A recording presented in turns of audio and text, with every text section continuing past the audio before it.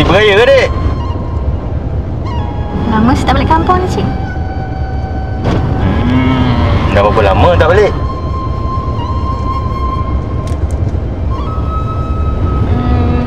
Radio Cik okey?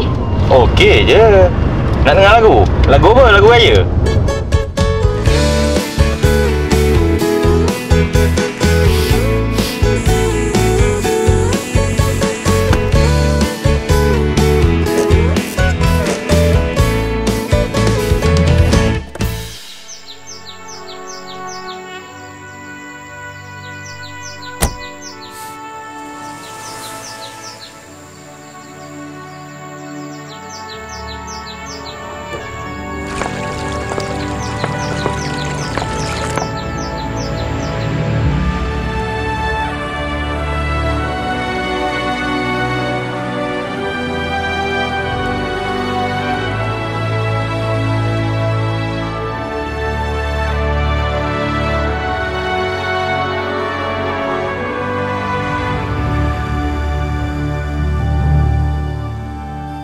Mak!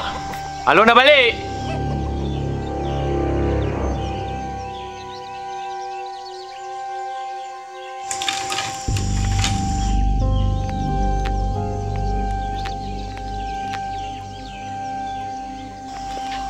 Assalamualaikum. Angah, adik. Korang sihat ke? Alu minta maaf ya. Halo.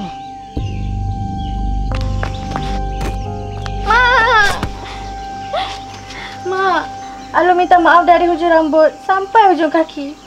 Alu rindu semua. Alu janji, Alu takkan pergi jauh-jauh lagi.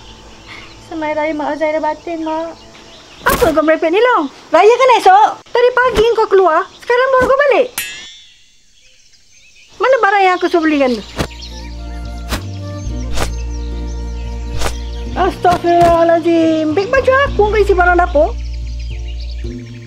Hari ni hari Sabtu lah, Mak. No plastic bag. Go green. Banyaklah kau punya go green.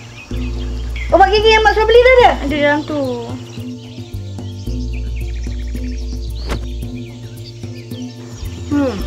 Dah. Pergi tolong adik-adik kau pasang pelita. Baik, Mak.